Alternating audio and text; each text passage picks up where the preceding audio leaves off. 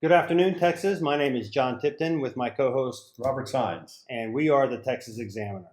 And today we are so fortunate to have a guest that we are just absolutely blown away that he's taken his time to come and visit with us and share some of his knowledge and his wisdom with you, our viewers and listeners. And while I'm thinking about it, we want to thank you for joining us and being a part of what we're trying to build here in Texas. And that is a great information source where truth and justice are part of everything that we do. And so, with that, Robert, do you have anything to add about why we're here and what we're doing? Well, again, it's such an honor to have a gentleman who's defended our country, fought for our country, been wounded in combat for our country, and protected the homeland, and has actually represented us in Congress as well. He's got quite a resume, and if y'all will bear with me, I'm going to go and I need to look at my notes because it's an extensive resume. But we were talking about former Border Patrol Sector Chief Sylvester Reyes, right, and also former congressman from the what district? 16th district, 16th district. In El Paso. So Chief was born in November 10th of 1944 in Canutillo. Is that how I say it? Very good, John. Canutillo, Texas. He was the eldest of 10 children. He served in the United States Army from 1966 to 1968 during Vietnam, where he was injured in his right ear due to mortar fire. Yes. Which is interesting that you're getting mortar fire and you're in aviation. So that's a good story, I'm sure. Yes. He joined the U.S. Border Patrol in 1969, and he rose to Sector Chief in El Paso and McAllen. But in that role, you were most known for pioneering Operations Hold the Line. Correct. And that was in 1993, and the purpose of that was to deter illegal crossings in urban areas, correct? That's correct. And then he was finally elected to Congress in 1997, representing, as we said, Texas's 16th district in El Paso. And then in 2013, he became the first Hispanic to hold that seat. Does that sound correct? That's correct. Okay. Then he chaired the House Intelligence Committee from 2007 to 2011, and he was also the first Hispanic to do that as well. And he championed intelligence oversight and domestic privacy rights. Played a central role in defending Fort Bliss during the 2005 base BRAC, the base realignment and closure. I remember that very well when that was going on. So he was instrumental in helping bringing significant economic investment and military presence to El Paso. He was recently honored for that work by having a gate named after him on Fort Bliss. That is fantastic, especially with everything that's been going on with renaming of installations and so forth. So that is quite an honor. Unfortunately, he was defeated in 2012 in the Democratic primary by Beto O'Rourke, and I'm sure we'll touch on that just a little bit as we go through this. But folks, we are in the presence of great wisdom and somebody that has dedicated his life to public service. So, Chief, thank you so much for being with us today. It's my pleasure to be here, and thank you for the work that you both are doing to make sure that Texas stays informed about so many critical issues that affect everyday Texans and their families. And unfortunately, we have a border that I thought I would never see the likes of, but you know, that this too shall pass. That's what I tell my children, and that's what I hope happens. I think that's very sage advice. This too will pass, and we're taught that in Scripture as well. So we worry about today and not necessarily about tomorrow, because it will take care of tomorrow. Will take care of itself. So, Robert, do you have anything? Well, I think obviously the chief has a distinguished career in the military, but one of the things that a lot of people don't recall is that there's also a history in the Border Patrol that Chief Reyes was the first chief that I'm aware of that actually built one of the first walls along the border, if you want to call it a wall. Yes. Chief, tell us a little bit about that and why you built this barrier in El Paso. Well, actually, you know, for many years, people would ask me, do fences, and the people that are opposed to those fences are very quick to point out that it's the equivalent of a wall. Mm-hmm. It's not, but in areas that are built up like the 20-mile span between El Paso and Juarez, where 5 million people live, any kind of a barrier will do three very important things. Number one, you can actually see that the border is defined by it. Mhm. Yes, there is a river there, but a fence will clearly define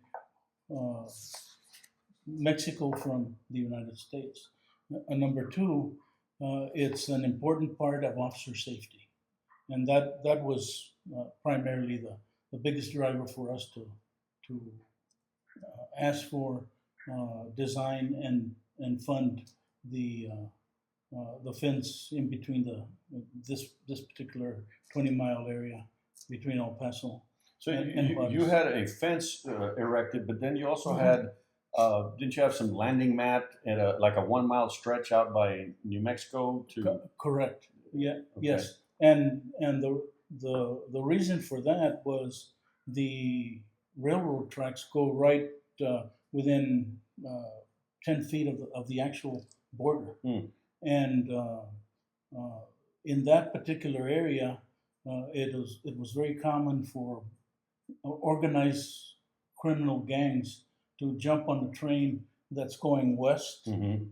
Yeah, and they jump on the train in that area, go west and get off in a siding. Mhm. And then when the train's coming from out of California, out of the different ports in California, they would jump on those trains. And as they're coming into El Paso, again, right there where it turns towards the downtown El Paso area, they would already be prepared to chuck merchandise off of those boxcars. Merchandise. It would be tires, it would be car parts, it would be electronics, everything from televisions to radios. Like the Wild West, like a train robbery. Correct. Yes.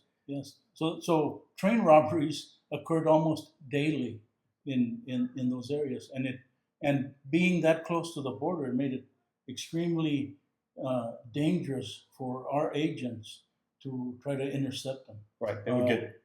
Didn't you get fired at one time? That was the last place I got fired at. Shot at, right? Yes. Yes. Yeah. I used to like to go work that particular area with the agents at 3-4 o'clock in the morning.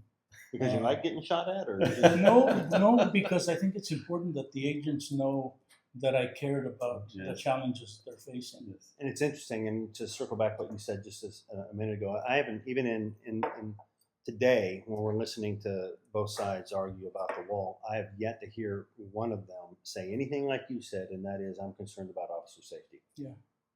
I have not heard that. Right, and I think that the chief at that time, you had a train with railroad tracks. You had the Mexican border, and you had the U.S. border, and these agents would literally get caught in between the train and the border, and they were being fired at from the other side. There's rocks thrown at them. It was very dangerous, and Correct. but I'm sure compared to what Chief Reyes experienced in Vietnam, it Probably paled in comparison. paled in comparison, but it's still very, very dangerous. Right. So let's circle back around to when you were growing up in Canotillo. You began said that speaking so well, John. You began speaking English when you were 6 years old, and then you went to Vietnam. How did those early experiences shape your worldview and your sense of duty? Well, always one of the interesting facts about my growing up on the border was the fact that I was the oldest of 10 children, and back in the early 50s, when I was 5, 6, 7 years old, I was a lookout against the Border Patrol. And, and Okay. Those are usually the best border patrol agents. my dad would park a 2-ton truck with an air horn, and whenever there was an organized system of alerts between all the ranchers and all Right. the farmers in the area. So when we got word that the Border Patrol was about to come into our area, To raid the then- fields. Yes, Mhm. my duty post was in that truck. To blow the horn. And to blow the horn as I saw them coming off off of Donovan onto the farm roads, Right. and I would blow the air horn, and it was fun because the border patrol would try to sneak in. They would try to walk in I up could just along see this. up along a drainage ditch, which I was You, alert well, you to. you knew all the area. Yes. There's nowhere they could go that you didn't Yes. know. And I had good friends like flocks of birds that would start flying, and then I say, well, that's kind of strange. So I'd blow the horn. It reminds me something very similar when I was a tanker in the Army, and they always train you when you're talking about call for fire as an armored guy. You don't want to call for fire on things that you can't see. Well, I'm kind of the rule breaker, and I knew when I set up my defensive position, you do what a leader does. You recon what's in front of you. Correct. Right? And, they always make you draw the maps. But so I knew what was in front of me. And I was very good at being able to hear, and I could judge distance based on what I could hear, not necessarily what I could see. So to your point and what you're doing, the same thing, we would have the enemy coming through a wadi or whatever, and I could hear them, and I'd already knew what the distance was. So I'd call for fire on them, same way that you would blow the horn. Yes. So. Not that I looked at the border patrol as my enemy. Sure. I had a high respect Right. for them, and then as later I got an opportunity, I joined them. Yeah, My these are grandpa- people out there working in the fields that needed a fair shake. Prestige Veteran Medical Consulting. Veteran owned and proudly mission driven, they help those who've served get the VA benefits they've earned.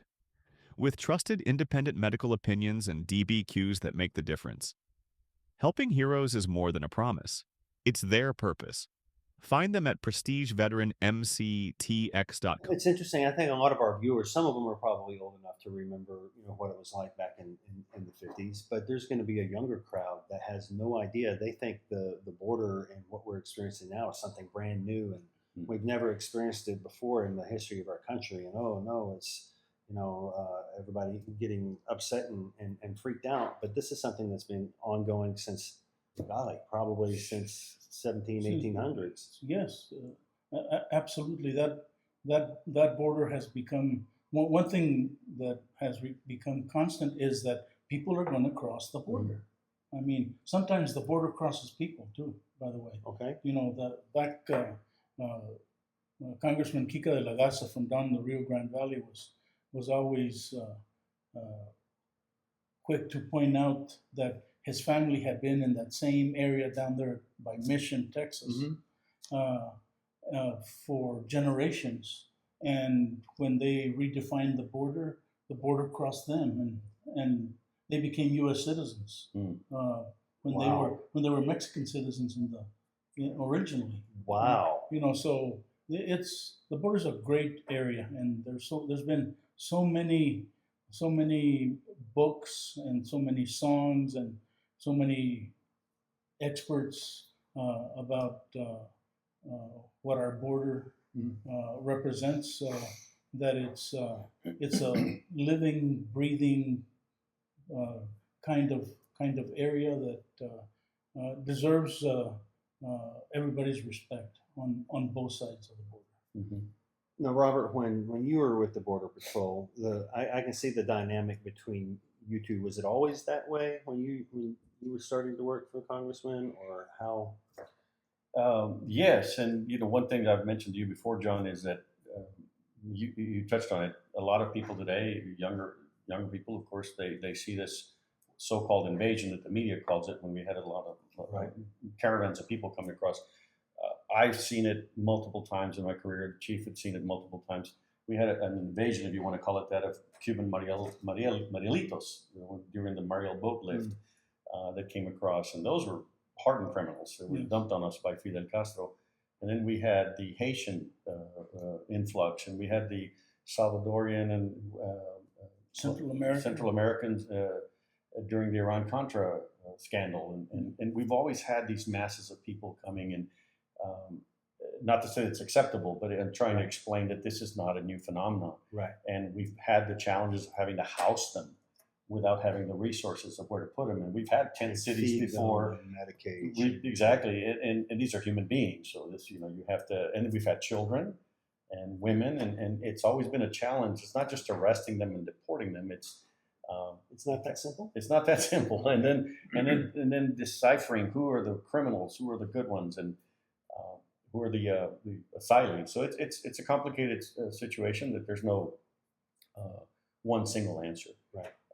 And I think getting back to Chief Reyes or Chairman Reyes is that one of the best things that happened to the Border Patrol was when Sylvester Reyes went to Congress, Right. because now we had an actual, I think that was the first time I'd seen it, an advocate for the Border Patrol, and also a person with a humanitarian heart that had experienced the border himself, not just from an enforcement perspective, but lived on the border, and I think he helped pass some good legislation.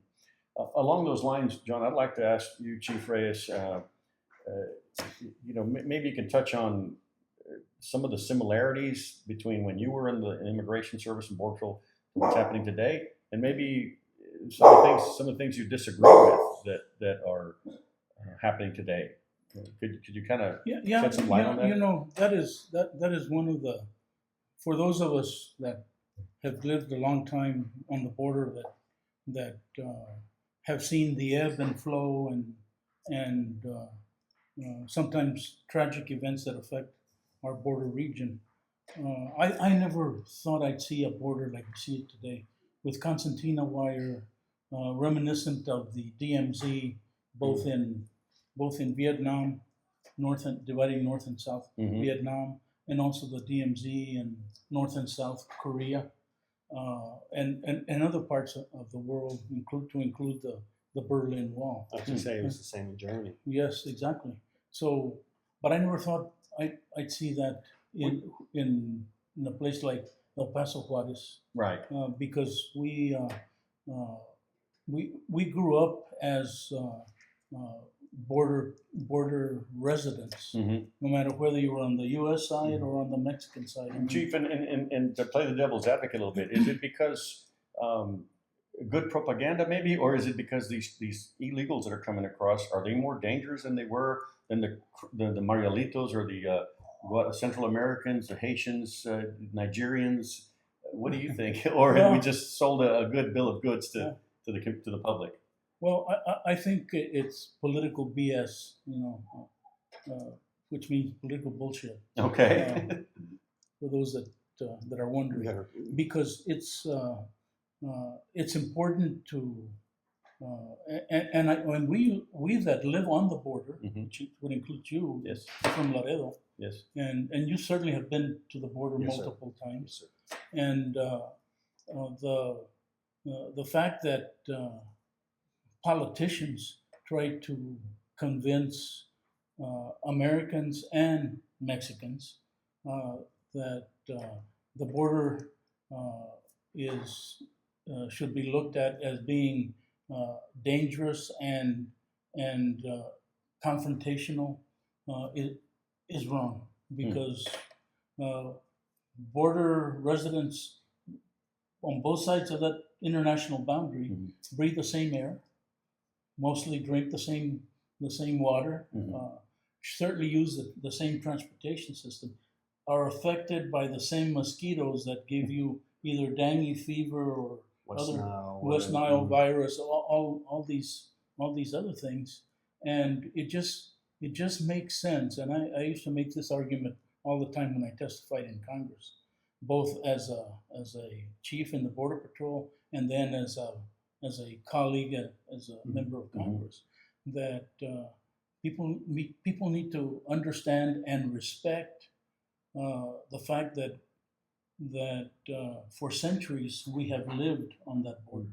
For centuries we have worked on that border. For centuries we have crossed back and forth and built bridges, which ironically today people want to divide us, and instead of building a bridge, so that people understand the uniqueness of a border community. I was born in the largest international border area, El Paso, Juarez. That's one of the largest international border in the world. When you take all the borders into account. And I grew up on a farm that where we planted cotton, alfalfa, sugarcane, cantaloupe, watermelon, and Beets, another maybe? yes. And my great grandma had a garden. That's where I was taught that the people that were coming through our farm, and they would stop at our farmhouse. My mom, my grandma, my great grandma would always, if they wanted water, we gave them water. If they were hungry, we gave them a burrito or Something to or eat. two, you know? something to eat, and they would go in. Some would ask permission to pick tomatoes and cucumbers and whatever else was in my great grandma's garden, because these were human beings Absolutely. that were hungry, and we were brought up that way. Later on, when I was fortunate to join the Border Patrol, as I told you, I started out being a lookout against the Border Patrol. Then I joined the Border Patrol, and for 26 and a half years, that's what I did, and moved my family 9 times to different parts of the border to Georgia, and spent some time in Washington D.C. But always mindful that the law was there for a purpose. The law was there to protect people on both sides of the border, and should be respected. But it also should be enforced with the thought in mind that you weren't dealing with any kind of intangible capital. You were dealing with human beings. Correct. I used to tell my agents, because I would welcome every class, and there were certain things that I made sure that I would tell them, and I would tell them, whether you know it or not, whether you like it or not, you're the face that people that enter this country illegally will see. Right. And each one of you, I hope, wants to be a good ambassador and wants to make sure that you don't do anything to dissuade people from coming into this country. I had a great friend in a federal judge down in Brownsville, Judge Filimon Vela, who, when he would hold these citizenship ceremonies, would say, "This is a great country because people are trying to come here for a better life." The day that people stop wanting to come here is the day that we as a nation will be in trouble. And he was so right. And I think of him today because I see a border that threatens this the image that this country represents to some people. And it's interesting. Just a few seconds ago, you were talking about not only the image that it presents, but it's the way that we interact with those that are coming across the border, and then the politicization of the fact that they're coming. And just recently, Robert, we saw what was it, maybe 6-7 months ago, right prior to the election, we saw a huge influx down in McAllen, and then we saw our local politicians going down there. It was almost like they were there to plant a flag, and I didn't quite understand what they were trying to do. And then I thought about it. It seems to me, and please correct me if I'm incorrect in this assumption or this thought process, but it seems to me they want there to be some sort of contention. Yeah, tension and confrontation and almost intentional hostility. It's inflammatory. Yeah, hostility. Hostility is a good word to use. So Chief, I hear our borders are our Director of Homeland Security and President even they use the term these are criminals, criminals. And technically they're correct because they violated the law, so they're criminals. I grew up in a career in the immigration service where we distinguished between criminal aliens as opposed to just illegal aliens. The criminals were the ones that actually came here, were arrested for shoplifting, rape, murder, etc. And we would go after those in the jails. Correct. But it seems to me now like this is they're just kind of enveloping them all as all of them are criminals, and technically they're correct. And also, you mentioned something about being the face of the first face they see of border. Well, now today with today's technology and doxing, the ICE agents and border patrol agents are justifying wearing masks. How do you deal with that? Well, first of all, I call it political exploitation, because I think that's exactly what it is. We always used to take issue with people that misrepresented, for instance, a fence and describe it as a wall. Okay. So in this case, we've got politicians exploiting or convoluting or confusing the reason why people are coming. Mm-hmm. Are there criminals intermixed with the hundreds that come across that border? Probably, yeah, and certainly that's why we carry not just a badge, but a gun and handcuffs and everything that is necessary to deal with somebody that's a criminal element, a terrorist or whatever.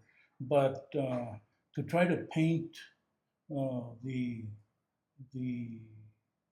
very fabric of what our nation represents to the rest of the world, and that is we're a nation of immigrants, and to try to paint them all with a brush that says these are criminals is unconscionable. So and those politicians that do that should be run out of office, because there is no room in a free society like we enjoy, like we've grown up in, that for people that misrepresented, and today, unfortunately, that is becoming more and more the rule than the exception. I'm just trying to justify to myself how that border, which we can look at as a fence, as a wall, or an imaginary line, but when you apply mathematics and you're looking at statistics and the number of per capita of people that are criminals, that are committing these crimes, does it change because there's that wall there? In other words, because of that wall, does that necessarily mean that there's an increase of criminals coming from the South? Or if we were to remove the wall and take a geographical section and do a per capita study, does it change the demographics or does it change the numbers at all for what kind of crimes are being committed? And the point I'm trying to make, or hopefully trying to make, is it doesn't make any difference. It's the numbers are the numbers. Exactly. Well, and John, I'm not gonna try to answer for the chief here. I'll let him talk about that. But one thing that I think is important to note for our viewers and people that aren't involved in immigration and the border, and we use the term wall, fences. They're just a tool. Right. It's not a solution. It's not going to change things. Putting a wall all along the border is not going to. People are still going to cross. It's a tool, but there's two sides of that. I remember when you, Chief Reyes, you put up your barriers. It was great at deterring, but we also had some consequences. We had some agents that said, "I don't like this because I have to now guard this wall or this fence because I can't leave it alone, or they'll take it down and take it back to Mexico." Right. So it's a burden too. But it's just like lights and ground sensors and FLIR units and helicopters. It's not the only one solution. So people in Nebraska that think that a wall is going to solve their problem, they're completely wrong. And it's not all just enforcement too. It's a combination of factors. Making legal immigration, the process a little more streamlined and simple for people who are good people. I've always found it interesting. I want to say strange, but I'll use the word interesting. That as much as uneducated people try to stir up these false impressions of immigrants coming into this country. And I told you how Judge Vela felt about it. But I always found it interesting that we want them to work in our restaurants, in our nurseries, in our homes, in our gardens and yards, in our construction projects. I mean, just a plethora of different types of jobs that we want them in because of a cheaper labor force, and then at the same time we try to paint them with the brush of demonization. We just want them to do the work, but we don't want to live there. We don't want them to live here. We just want them to work here. Yeah, and there is no magic. I used to tell people that were involved at different points in my Border Patrol career. You know, I got a chance to educate people on what we did, how we did it, why we did it, and why it was important that people understood that it was necessary to have the United States Border Patrol on the border, and if I could get that message and educate small groups at a time, it would make sense, and they would have a different attitude towards the men and women wearing that green uniform, because those are outstanding Americans that have a hard job, and they know that, but yet the Border Patrol agent, whether male or female, whether they're working right on the border, on the border line, or checking traffic or checking businesses, whatever it is that they're doing, they're all part of a system that tries to maintain some type of control. Right. And I always told everyone that worked for me to be proud of that, because we were normally on the border, to pick a place wherever, we were the largest public safety agency in that area. It wasn't the sheriff's department, it wasn't the DPS, it wasn't the military, it was the United States Border Patrol, because that was our job. But that was our border. Chief, now ICE is now for the first time. I remember ICE they were always kind of the one at the back getting resources. Yeah. Now they've been funded almost as good as our military. Do you think that's a good thing? Or? Well, the face of border enforcement is now changed to one that they feel very comfortable not showing their badge, not showing their face. But this isn't the first time that we've experienced this. I can't get out of my mind the picture of the agent that was trying to take Elian Gonzalez away. Right. Oh, And yeah. he was wearing Exactly, in Miami, or in Florida. But wasn't he a SWAT member? He wasn't like a street agent. But people look at that and all they think is Border Patrol. Correct. Right? Correct. They Yes. make the distinction. Yes. Well, and today, and there are plenty of examples. Reporters have done an outstanding job of making sure that they tell all of us and who's out there enforcing immigration law. Now they've got the Bureau of Prison Personnel out there. In fact, many people have told me they're the ones that are trained to go into the cell blocks, and they're trained to have their mask on. No badges needed, because the prisoners are already incarcerated, and the batons and sting rods and stuff are plentiful, because that's how they're. So, Chief, are you saying that Bureau of Prisons agents are now working with ICE? Yes. On the streets instead on of the in the jails? streets, on the streets. Wow. Yeah. These guys aren't getting any training. No, they're Other than the the only jail training. The only thing they bring with them is their own culture, which is very different from dealing with people that are coming to this is something new. This is something new. Now, I can see how it could be credible, because the you have DEA and FBI agents now, which I had never seen in my career out in the field, and they identify themselves as They DEA and definitely FBI. identify. I never saw DEA and FBI on the streets helping make arrests of agents. They would come and pick up the drugs or the cases, which it just it amazes me. So yeah, it doesn't surprise me BOP is out there too. Yeah. But, at least DEA and FBI agents have a little bit more training in the academy and on. We might as well just get and- the FAA out there too. Yeah, and they have a little more training on de-escalation, which is important. Right, Yeah. right. But- Lone Oak Photography. Or, as we like to say, real folks, real photos. Based right here in the Hill Country, Lone Oak captures life's moments with authenticity and heart, and keeps it affordable too. Give them a follow and tell them we sent you. Contact them on Facebook at Lone Oak Photo. There's a reason why they do what they do today, Right. because those shots are being called right out of the White House. And if you see someone that doesn't have any Identification. identification and covers their face and don't have a badge, Right.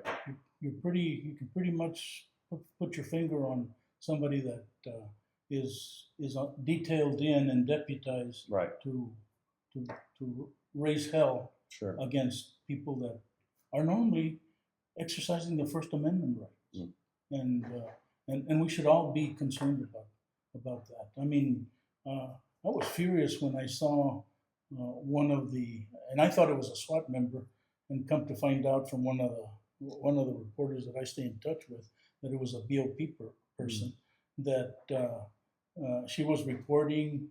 I think she was from Australia or New Zealand. She was reporting in LA. She was reporting, and she turned her back to the line of officers and was talking to her camera person. And you can see in the frame the guy that's over there with a rubber bullet shotgun that takes aim right at her and shoots her behind one of her thighs. Yes. And she screamed Right. in agony. But that kind of stuff doesn't. And the need for that was just to No, get her to move, which it was- you can do in but, other but manners there was even no attempt to to warn her. to warn people to move. Right, or- right. It was totally unnecessary, and they did it because they could. So, Chief, we've gone over so much. Let's talk about- Yeah. Before we move on to your time in Congress, would you say that your most your biggest achievement would be Operation Hold the Line while you were the Sector Chief?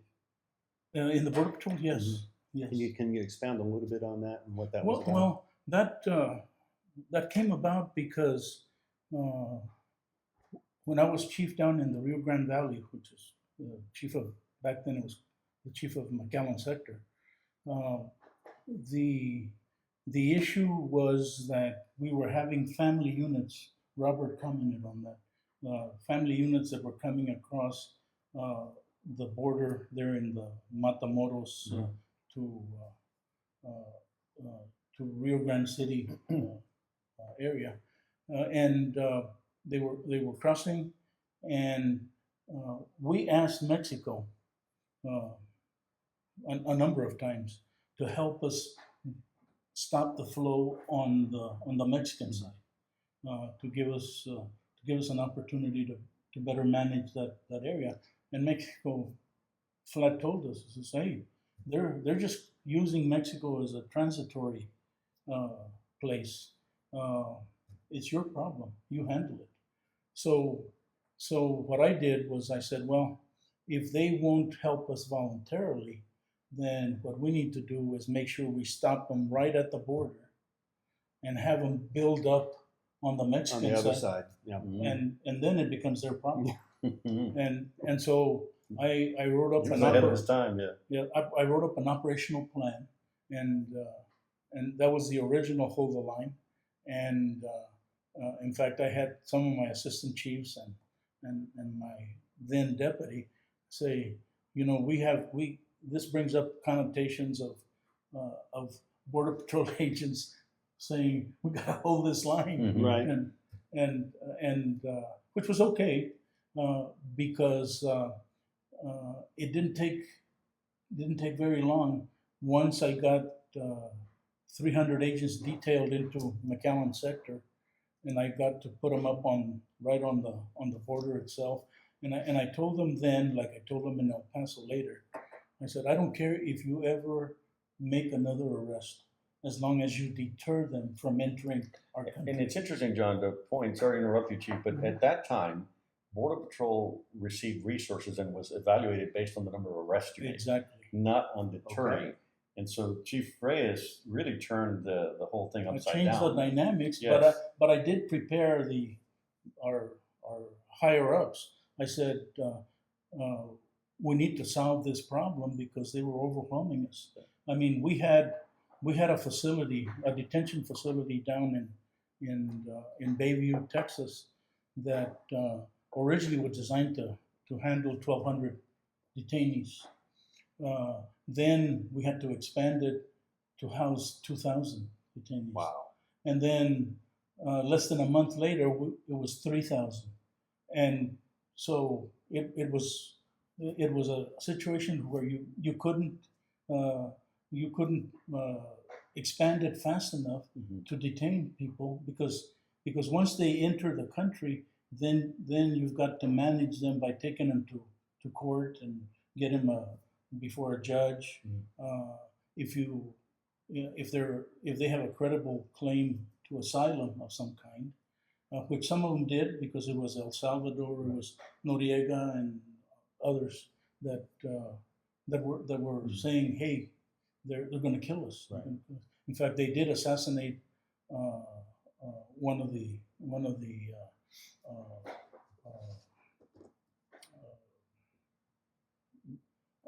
Bishop Oscar. Oh, yes. They assassinated him when he was giving mass, and then the Bishop of Brownsville opened up a refugee house to help us feed and hold these people. and hold the people. So it was an interesting dichotomy that we had to deal with. But nonetheless, we designed this plan. We stopped them from coming in. We didn't. Our apprehensions actually dropped dramatically. I mean, it went.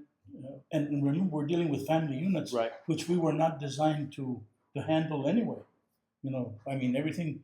I mean, my agents were having to go and buy diapers. They had to go buy baby formula. I mean, just all kinds of stuff we weren't used to. Right. Because you got to treat them with what they need. And family units come with kids and children and all kinds of other non-traditional needs. So when they started backing up on the Mexican side, it wasn't too long. It was less than 2 weeks when Mexico cried uncle and said, "Okay," he says, "Okay, we'll help you." Right. So that was the first hold the line. The Mexicans then started. They did two things which were very important that we helped them with. The first one was they recognized that they have a border on the southern side of their country, and if they stop them there, then they don't have to worry about them collecting on the U.S.-Mexico border. Right. And so that was one. And number two, that we were willing to help them return them to their respective Repatriate them.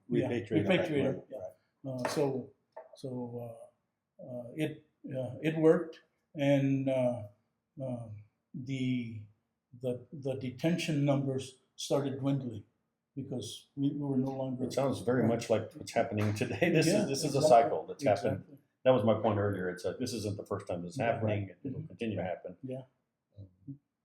So go ahead. I'm sorry. No, what I was going to say. So that was the original hold the line. In the meantime, it pretty much broke the back of the sanctuary movement because we were receiving the help of Mexico, and then the help of other countries in Central Right. America. So, what point in time, and thank you for elaborating on that, but at what point in time did you say, I think I want to be a congressman? Actually, it wasn't my idea. I Wouldn't wanna- was happy. I was happy being chief of McAllen sector, and this one day that I was driving out to one of the checkpoints, I get a call from the chief of the border patrol in D.C. Mike Williams. at the Mike time, Williams, yeah. And he said, "Hey, I've got good news for you." I said, "Oh, great." I said, "What?" I thought more money, Right, yeah, we're gonna get a pay more raise. officers. I mean, he says, "Yes, I've got great news for you." He says, "You're going home." I said, "Mike, how do you know where I'm at? I'm on my way to Falfurrias and Kingsville checkpoints, but why do I want to go home for? Home for me was Mission, Texas. That's Okay. where." And he says, "No." He says, "You're going." He says, "You're going home to El Paso." I said, "Wait a minute, Mike." I said, "I'm the chief of McAllen. Are you trying to tell me something?" Right. He says, "Yeah, the commissioner has decided that he needs you in El Paso." Okay. And so that was the heads up I got. And I the first thing you try to do is you say, "Well, what about Gus de la Viña? He's a Some good other guy." guys that would- But El Paso was going through a lot of, back then, it was going through a Yeah. lot of controversy. There was a lot of incidents between Border Patrol and the Chihuahuita neighborhood, which was a neighborhood on this side of the border, and Bowie just High Bowie High School. School. A lot of tension, and They were Chief trying Reyes. to run the border patrol out of El Yes, Paso. they were trying to run, and Chief Reyes went in there and basically said, "Okay, I can fix this by deterring instead of apprehending and chasing people through schools and Like causing all Ryan these did. incidents." And Yeah. that's kind of what. Well, when I found out how determined Mike Williams and the commissioner were to send me to El Paso, then I was bummed out because I had been in McAllen for 9 years. You built it. Yes, Yeah. I had built it up. My kids all graduated from Mission High School. They were all athletes, and people in the valley, ironically enough, thought we were from the valley. I mean, we had become such a mainstay. Makes it Now they're sending you to the yeah. hot LZ over there. Yes. Oh yeah. No. And in McAllen, I had started out the drug education program, K9 program. the K9 program, the fast boat program that dealt with these motherships loaded down with narcotics would anchor beyond the 12-mile limit, and boats would smuggle narcotics into different remote areas. So I started a fast boat to intercept them. The horse patrol was great. We started the tradition of going to the presidential inauguration parade. Just a lot of things that Very improve innovative. the morale of the officers. They it's interesting because we have a tremendous amount of talent in the ranks of the Border Patrol. I mean, you just give them a little bit of guidance and just get out of their way, Right. because they will always. Well, that's what come happens through. with good leadership. They'll rise to the top. Yeah, no, yeah, and so long story short, I get transferred to El Paso, but I started getting the intel reports from throughout the country that dealt with the El Paso sector, and the El Paso sector covered West Texas, the 2 counties in West Texas, and the whole state of New Mexico, and so I tried to prepare myself. The Mexican government also decided to send a new Mexican consul to El Okay. Paso, and he was Antonio Rocha, who was the consul in Austin, Texas. And when I found out that he was going to be he was being assigned to El Paso, and I was going to be the chief, I went to Austin and to meet with him and tell him I hope we can work together and we can solve a lot of these problems that Robert described. And he was a great guy to work with. But in the meantime, I had asked Chief Williams to make sure that they supported my effort, because they wanted me to turn that sector around and make sure that the people of El Paso and New Mexico and West Texas were supportive of the Border Patrol like they were in McAllen. And so I got to El Paso on July the 3rd, and interesting welcome that I got. Before I entered on duty, I took a trip to El Paso, and I landed at the airport, and they had an airport inspection operation where the Border Patrol agents were in civilian clothes. Okay. But you can spot them. So I went. It looked like John Tipton, haircut and all that. Yeah. So I went. There were 3 of them, and I went to introduce myself, and as I got about 10 yards from where they were at, they looked at me and said, "Stop right there." And so I stopped, and they said, "Wait right there." And so I waited, and they kept talking and giggling and all kinds of everything except for welcome. or doing their job. Right. So Here's the new general. So I finally started taking a few steps forward, and they said, "We told you to." I said, "I just want to introduce myself. I'm your new chief patrol agent." And oh my God, it was. I could only see their faces. And they said, "Oh, chief." Come on. I said, "What are you guys doing?" He says, "We're inspecting people." I said, "I've been standing there 15 minutes and you haven't inspected a single person." "Well, when you do this job, they're telling me that they're so good at their job, they don't need to talk to anybody." Is that why next thing you know they're in dress uniform at the airport? Yes. Yes. I casually mentioned it to the deputy there. I said, "I think those guys need to be in uniform." And he says, "Done." But I've seen some similar things happen like that in the military. Yeah. I mean, the first thing you got to do is get their attention. Right. 100%. But anyway, so I said, can one of you give me a ride?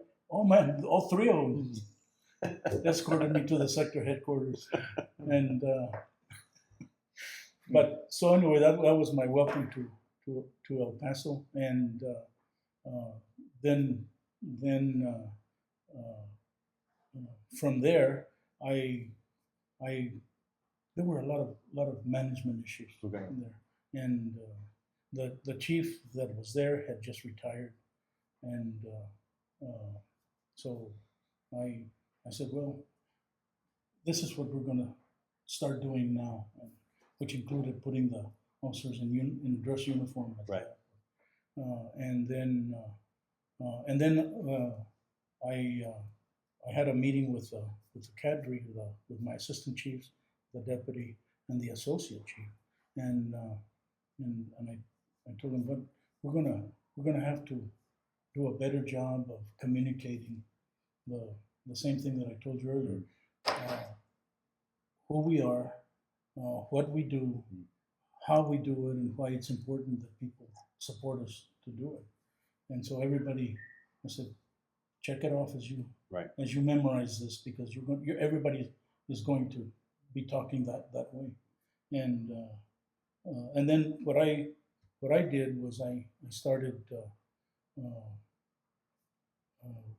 going into the neighborhoods that were along the border, there's a border highway in El Paso. Right. And so I started walking those neighborhoods by myself in civilian clothes, and would knock on the doors and say, "Hi, I am Sylvester Reyes. I'm the new chief of the Border Patrol." I said, "What? You're the new chief? What are you doing here?" Mm-hmm. So I said, "I want to hear from you. What are your issues?" Right. And so they once they realized that it wasn't a prank stop, and that I was listening, they gave me an earful. I'm starting to see. Yeah, they said, we're sick and tired of being on the front lines along with your agents. I said, are you part of the group that thinks the Border Patrol should be 25 miles beyond the city limits? He says, yes. He says, we're sick and tired of them running rampaging through our yards. And says, we can't leave a water hose out because it'll get stolen by morning. We can't leave lawn chairs. They'll steal our dog if we leave them in the yard. Right. I mean, they were just fed up, and some of them were very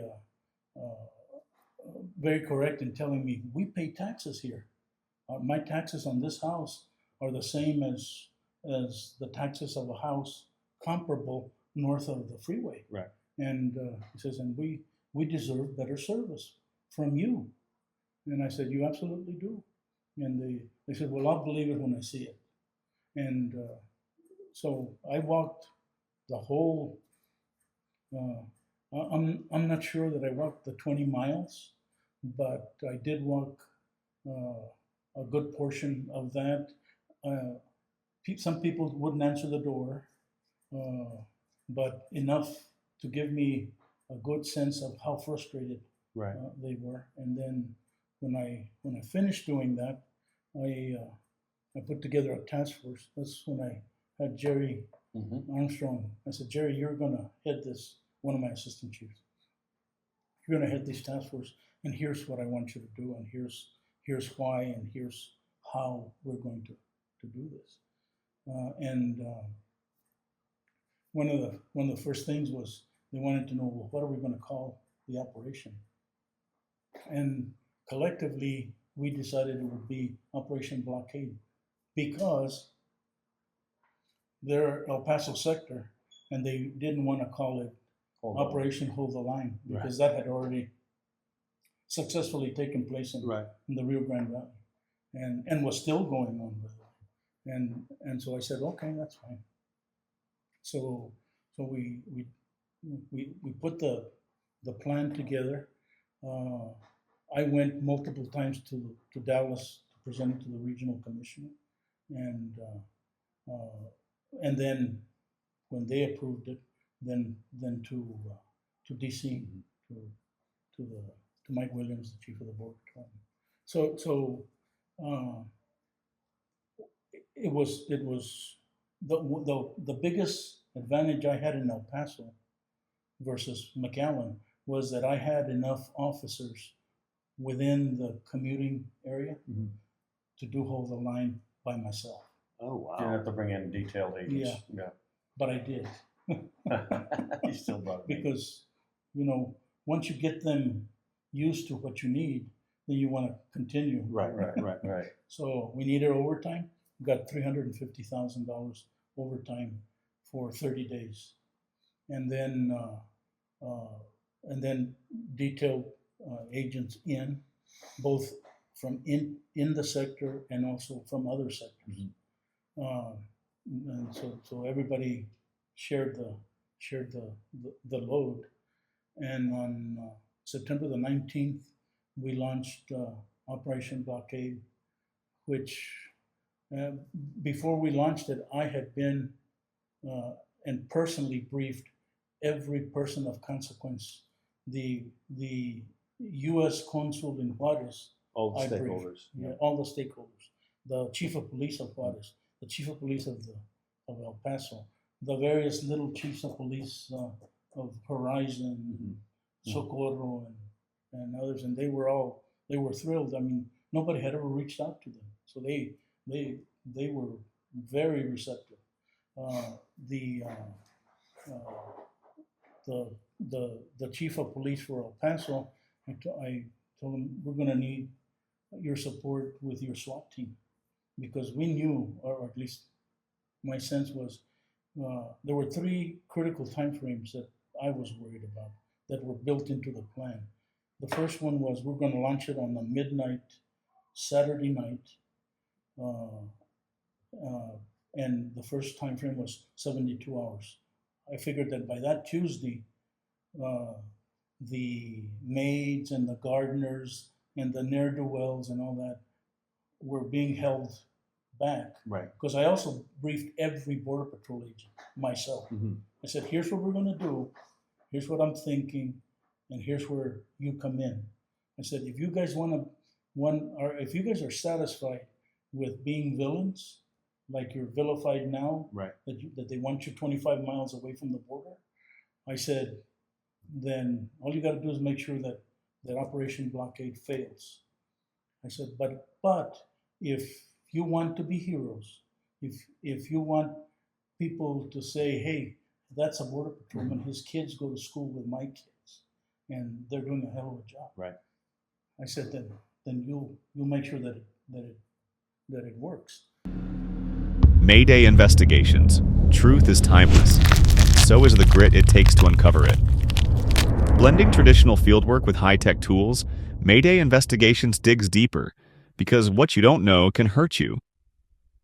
Visit them at maydaypi.com. And so we launched it on that midnight. Sure enough, the first 3 days, 72 hours later, they were demonstrating on the bridges. They were burning tires. They were blocking the lanes. They were already throwing rocks at our agents that were stationary.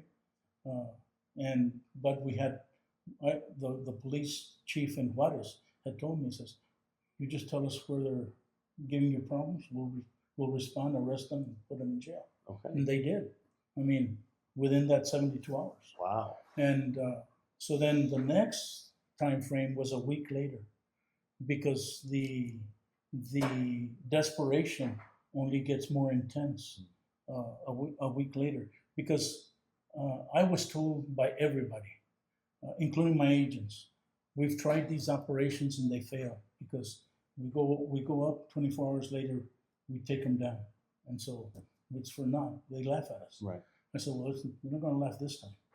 And so we kept them, and we used the SWAT team, and we held a reserve force to respond to areas, because they were used to overwhelming us. Right.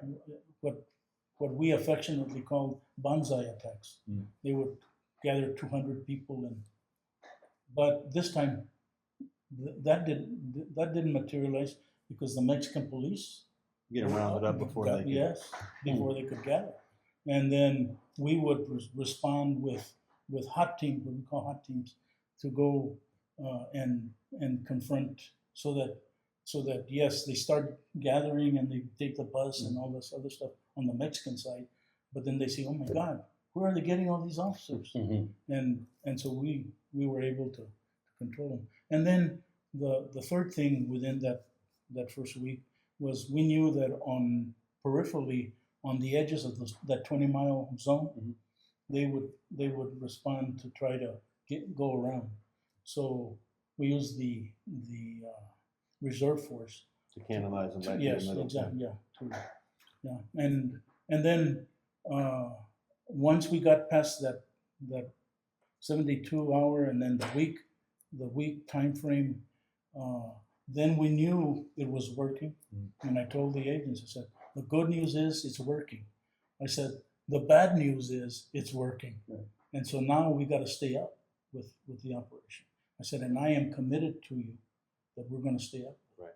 And that's kind of where you became, in the eyes of the press and the local community, hero. I know you don't like that. Well, all your agents did, and you the as important well. thing was the agents became heroes. Right. You know what they did at the end of we started on the midnight Saturday, so that on Monday morning, the call-in shows were reporting housewives that were saying, you know what, my maid, I've lost my maid. She can't get over, but I'm okay with it, because I'm seeing that they're serious about controlling. And crime dropped And like crime- 40-some%. oh my God, or something Oh my like that. gosh. Yeah, it was incredible. Holy cow. there was Stolen cars dropped 99%. Right. There was a lot, and that, to your question, John, that really inadvertently, I don't think it was intentional, it catapulted Congressman Reyes, or Chief Reyes, to the limelight. You had CNN, Univision, you had NBC. Everybody, El Paso was becoming, just a hotspot for press. and then people started saying, "Hey, have you thought of running for Congress?" And But more than that, I was going to tell you, sure, on that Monday morning, the Rotary, the Lions, the downtown business development, they started a campaign to take donuts to the agents. Oh yes, Donuts Okay. and They had never seen that before. Sandwiches, burritos. I mean, they said, "You guys are doing a hell of a job." Yeah. The officers were amazed. right. That was a huge change. Oh my in God! Oh, the They morale were- changed. Yes, Yes. they went from being the dregs of society to the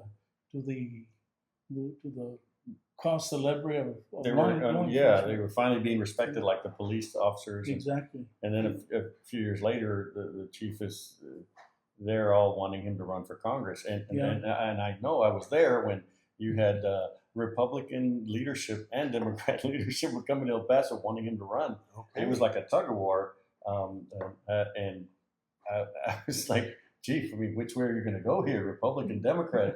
Because they both wanted you. You had Richard Gephardt, you had Newt Gingrich, you had Bonilla, Henry Bonilla. all these, and it was like, okay, both were ready to throw money at him, and it was funny. Everybody except the sitting congressman who was. He was the only one who didn't want him to run. Yeah. But that I think that was your question, like, well, how did he go there? And it was like, I don't think his plan was just to do this, get the image of the Border Patrol back where it needed to be like McAllen, then retire. But then the fun started when, 72 hours a week, going towards a month. Mhm. And then, so I started working the phone to region and to headquarters about I need overtime money because my 350,000 were going to run out at the end of 30 days. Right. And and then all of a sudden they said, "We don't have money." And I said, "No, you do." So I had people that I trusted in certain places. Right. And what helped me immensely was I had worked at the region for years. I had worked in DC, so I knew where the money would Yeah, I come should from. say you know where to poke the holes. Project. I said, and I had told management. I said, "You're going to need to do a project code." When Robert mentioned the Haitians, Robert mentioned the Cubans, and each one of those had a project code. 005, 007A. I mean, so I said, just do a project code, because then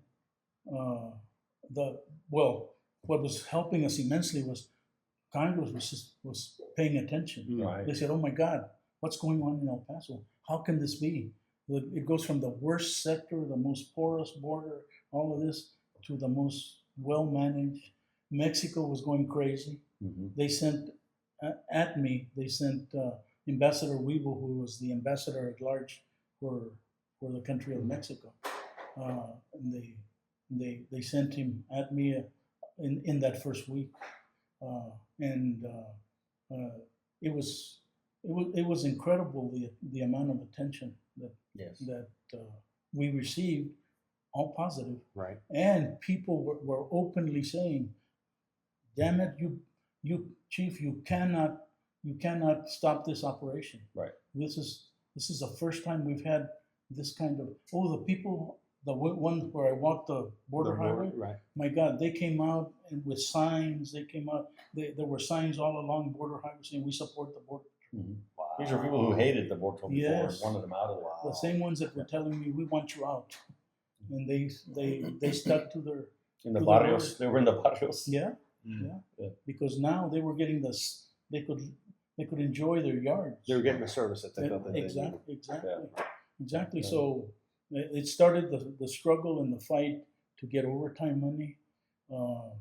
Then I had to depend on Mike Williams to detail people in to cover the areas. But the good thing was I had told everybody. I said, what we're trying to do here with this operation. And when they sent me Ambassador Weeble, he was pissed off because it was a military term, blockade. Yes. And so he says, you've got to change the name. I said, okay. And he says, you're gonna change the name? I said, yeah, you wanted me to change it. It's gonna be Hold the Line. You know, we did it in the Rio Grande Valley. He says, yes, that's agreeable. Thank you for doing that. So it was an easy. That's a super easy thing to do. Yeah. You're not married. You're not married to the name. No. It has nothing to do with what's the work that's being done. Yeah, So no, and the guy that hated the Border Patrol most vociferously was a guy named Paul Strelzin. He had a radio show. He had a radio show. Principal of a high school before that. Of Bowie High School, right on the border.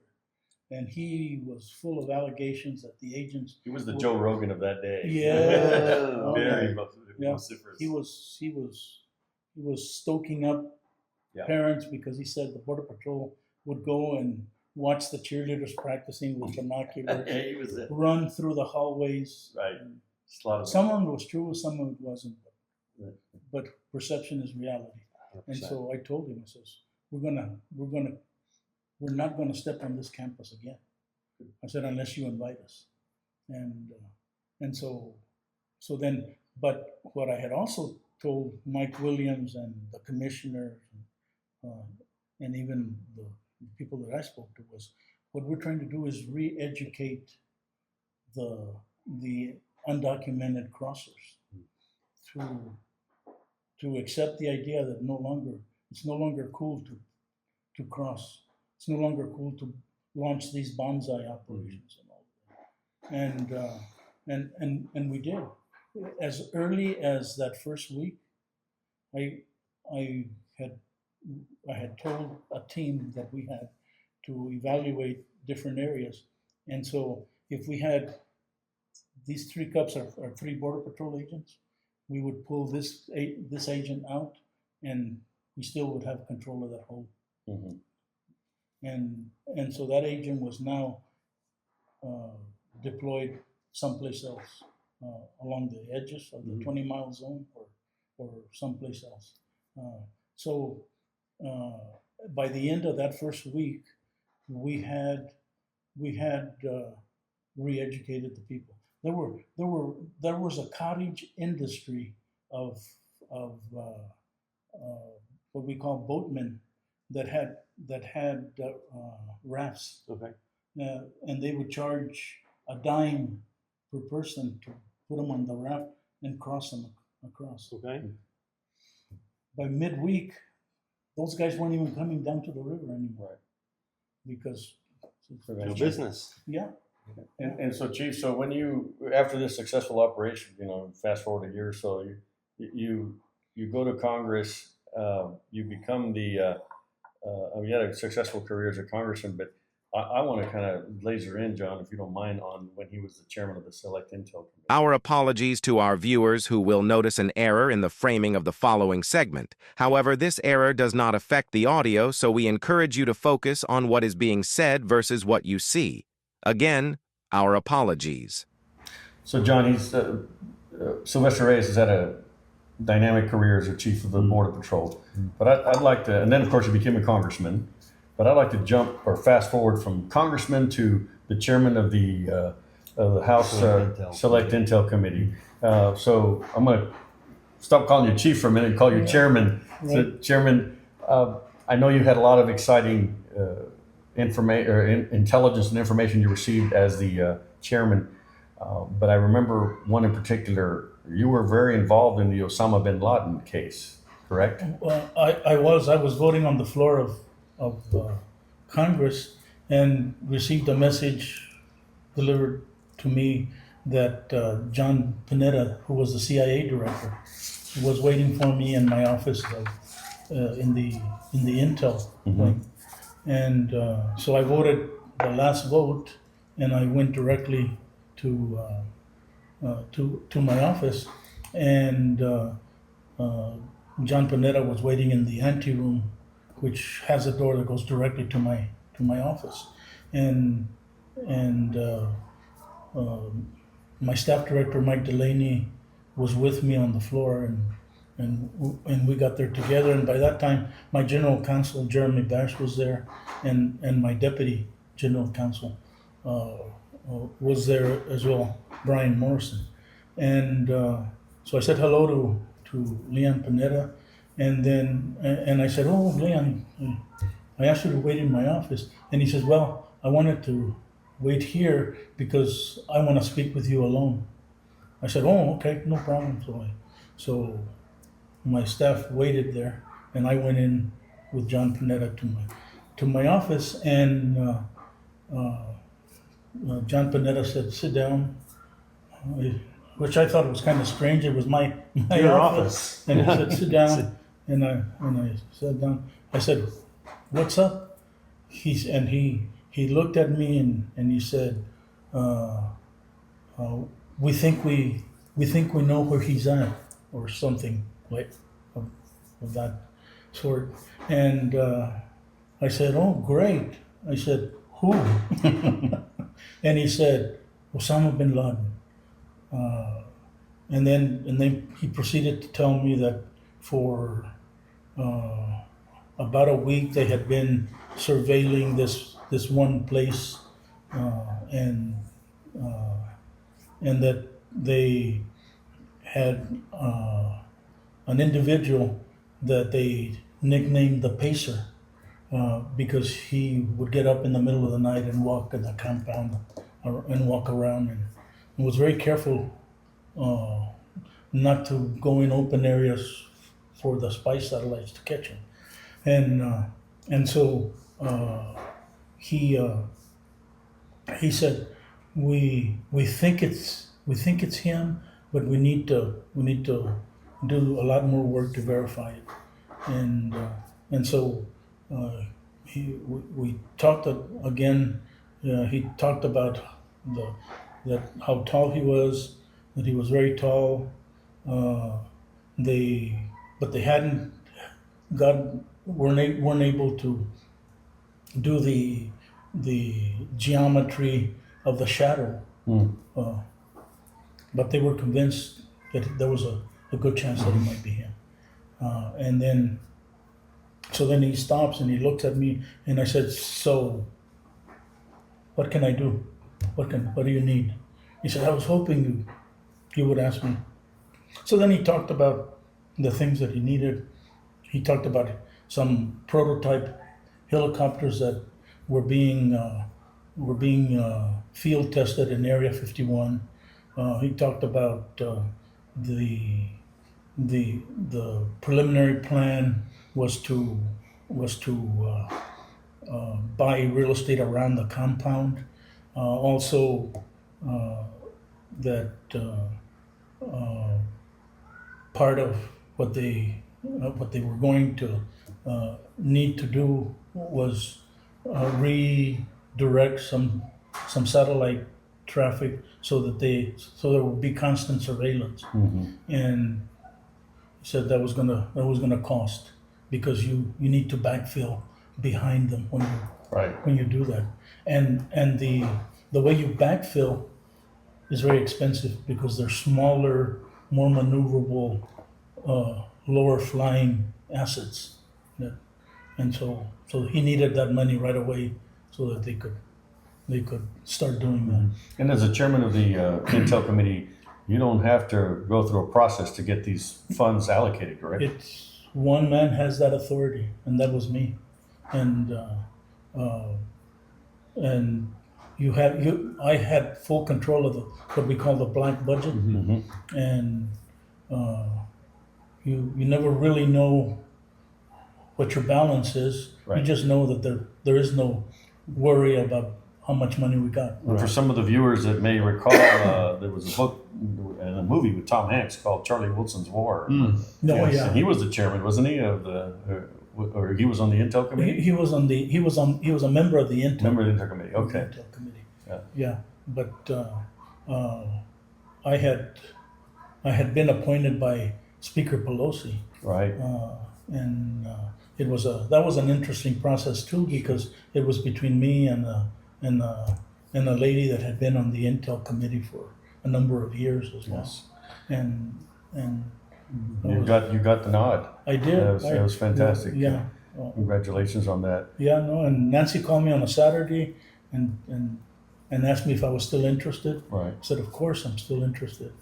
And then she said, "Well," I said, and then she told me, says, well, let me be the first to call you chairman. That's amazing. Congratulations. And that's how I found out. And Chairman, being on the Intel Committee, my recollection was it was bipartisan, a lot of cooperation. Yes. Politics didn't have Yeah, room no. to play into this. Yeah. When you're in this committee, During that time, that's the way it was. I mean, it's not the same anymore, you well, think? today it's become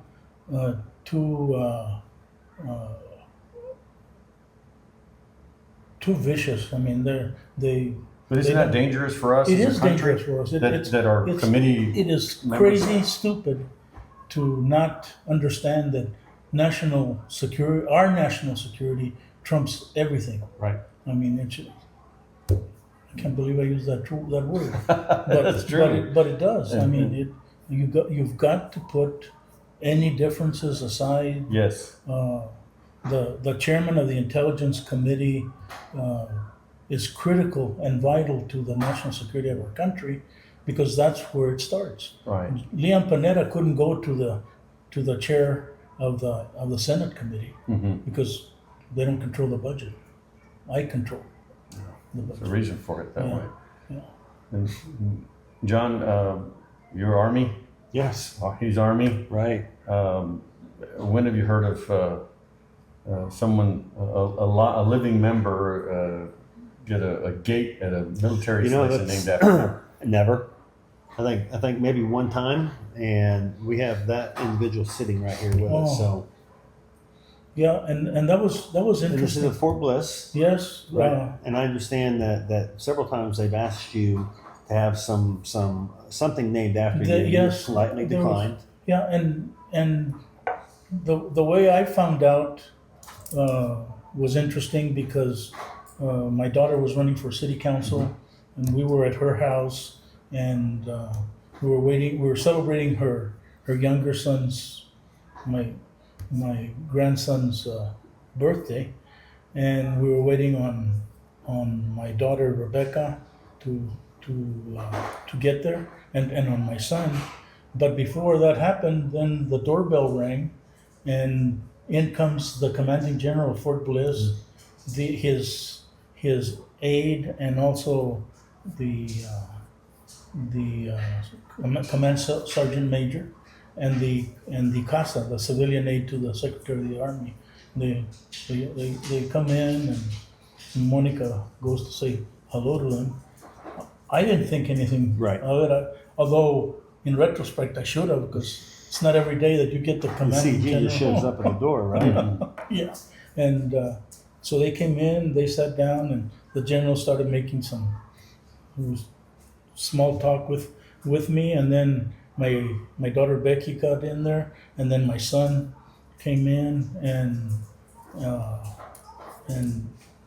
Gus Rodriguez, the Casa, gave the general a high sign, some sign, and the general stood up and said, "Well, we're here for a very special reason," and he proceeded to announce that they were there because they had just gotten approved the renaming of a gate at Fort Bliss in my honor, which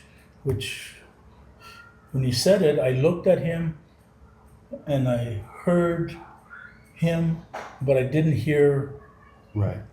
what it meant. You know, I couldn't somehow I couldn't process it, and Gus, I think it was Gus that said, "Chairman, you understand, right? And I said, "Did you just say?" And then he said, the general said yes, and then he verified to everybody that they had to get special permission, because in order to receive that honor, you normally have to have passed away. Right. But he said a lot of nice things about my work to both save Fort Bliss and to grow it to be an important and integral part of the national defense of our country. Right. And said that warranted, and then that it was unanimous that they do that. So that was quite an honor. I was Absolutely. I was amazed, and I will tell you, they did not consult me. they did consult my daughter, and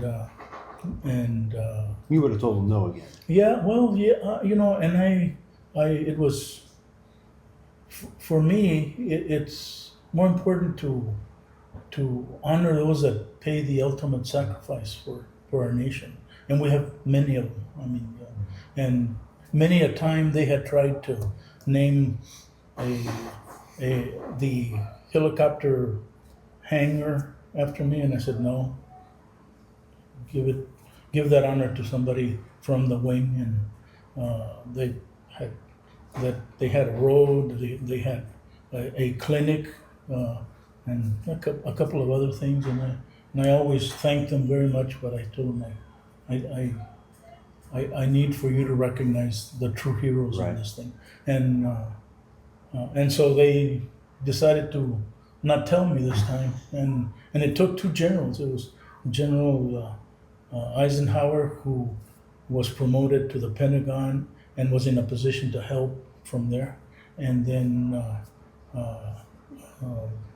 the commanding general that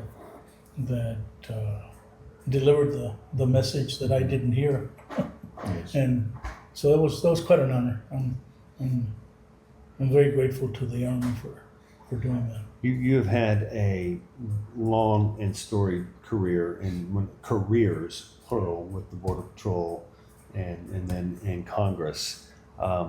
What would you, now that you've left Congress, what would you look back and reflect upon as being something that is important to our future, and what would you say to those individuals that might be looking into politics as a career, or either at the national level or even at the local level?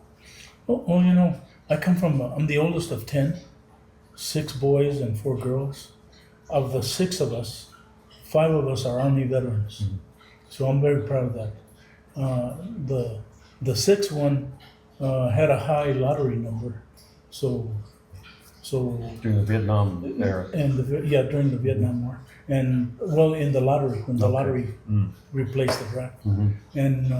and then he wanted to volunteer, which I told him, is it true? You don't need to volunteer. I mean, the rest of us have picked Family's up. done enough. Yes, Yeah. exactly, and so we as a family are very proud of, and we go back for sure to World War I, where my uncle served in the trenches, was affected by mustard gas, and I remember when I met him, he had an indentation here on the forehead from a bullet wound, and he wasn't right because of the mustard gas exposure. Right. So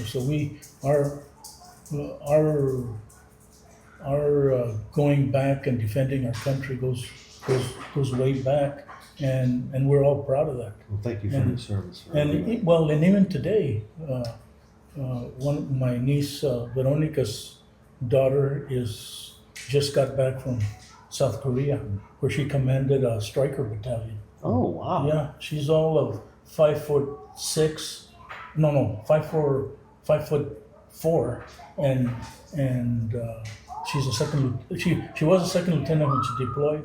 She's a first lieutenant now, and she just got back, and is going to go into. She hopes to be a doctor. Oh, wow. Yeah. Good for her. Yeah. Great. Yeah, so it's a long line of tradition. Military On my lineage, mom's yeah. side, my uncles most of them all served in the Navy, and so we're proud of serving our country. VIP Medical Consulting, a national leader in healthcare consulting. VIP brings deep expertise in practice management, staffing, compliance, and building high-performing profit centers. From concierge clinics to mass vaccination rollouts, when healthcare needs vision and strategy, VIP delivers. VIPmedicalconsulting.com. And I would tell a young person to be prepared because opportunity will be there, and it's up to you as an individual to prepare yourself to be ready to serve your country, absolutely, or to take care of, to take advantage of an opportunity to educate yourself and go into a career. There is no better career, I think, than public service. And I always 100%. told that to my agents. 100%. I agree with that. Great interview, John. Wow, this is, I think I've said it before, this is one of the best interviews I think that we've ever had, and especially with somebody with your stature and with what you've done. I just want to thank you from the bottom of my heart for taking the time to visit and to share with us your experiences and your guidance. Thank you. Yeah, well, I've been blessed, and I want to give all the credit to my wife, who was a partner with me for 54 years. This September, she'll have been gone for 4 years. But we travel throughout the world, visiting troops and making sure their needs were taken care of, and she deserves all the credit. And having said that, I understand you have maybe a couple books in the works. Yeah. One is your book, and then the other would be. I want her to have her own book. Okay. Because she's got a great story. Many a time that we were at the White House or in some palace somewhere around the world, I would whisper to her. I says, "Did you ever think that a girl that grew up in Chivas Town would be doing this?" And then she would respond to me and says, "Did you ever think that a kid from Canutillo would be there with that girl from Chivas Town?" Quick-witted. Yeah, she was amazing. Was an amazing woman on earth. She's an amazing angel for God Amen. in heaven. Beautifully said. Yeah. Thank you so much. Wow. Yeah. This has been definitely exciting and educational, and again, what an honor to be able to visit with you. Folks at home or at work, in your car, wherever you're watching, we hope you enjoyed this episode. We are so grateful that you continue to come back and watch what we're doing and listen to what we're doing.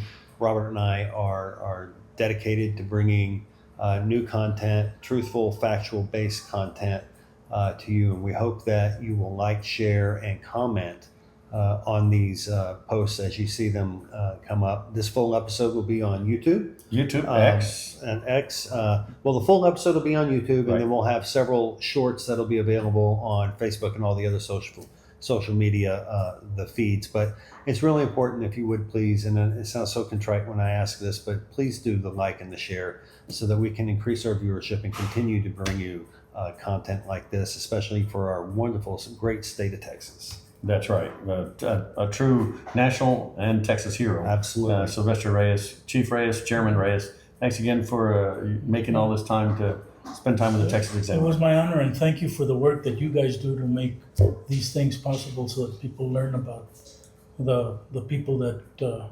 are from Texas, that Right. work for Texas, and deserve that recognition. It's definitely a labor of love. It is, John. Well, there you have it, folks. Thanks again for tuning in. My name is John Tipton, I'm Robert Sines. and this is the Texas Examiner. And until next time, be safe.